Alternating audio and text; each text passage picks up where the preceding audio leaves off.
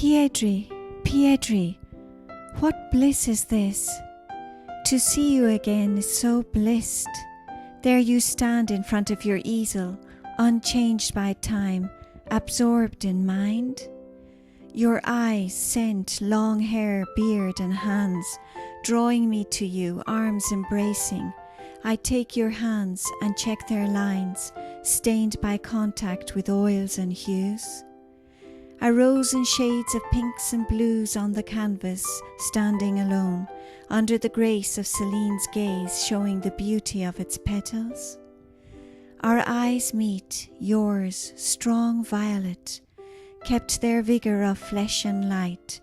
Courageous wisdom's voice speaks to me, as teary-eyed we part once more, our souls, heartbeats and minds entwined. A single rose. The blue hues of a moon-filled night drew me in with a sigh. I knew he would be there by the waft of oil paint, throwing me back into a childhood of fun and games, standing in front of his easel, unchanged by time. Long grey hair tied up in a ponytail, a beard and fingers stained by residues of oil paint and hues. I walked up to him with such a gentle tread, embracing him from behind. He was not even slightly startled. I could feel his smile and his heartbeats quicken. I inhaled his suave scent and thanked the universe for tonight's trip into my heart of hearts. "Hello, darling. How sweet to see you. I knew you were coming. My soul pulling you with my painting. Look, see, this is you, my child." I look at the subject, a single rose painted in shades of pinks and blues from Celine's grace. "Do you remember, my darling, as a child you had all these mysterious invisible friends?" "Yes, Piedri. You painted a picture of them for me while I played around you, singing and chatting." "Yes, and when I finished my masterpiece, I was so proud of myself. I showed it to you. I thought that you would comment on the portrait of you surrounded by the entities of your insight. But all you saw was a rose I had slipped into the painting at the last moment. So much brilliant technique, but that rose had just been brushed in on a whim."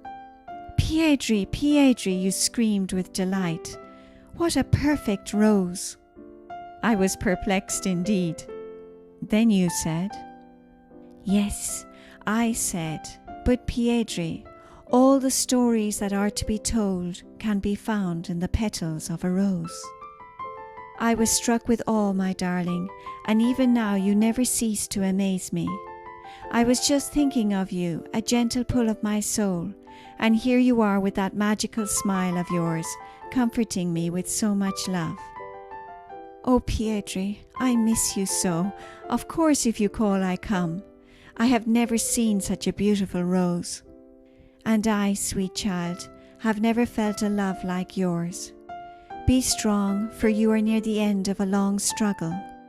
That is why those who love you have been appearing and pulling at you.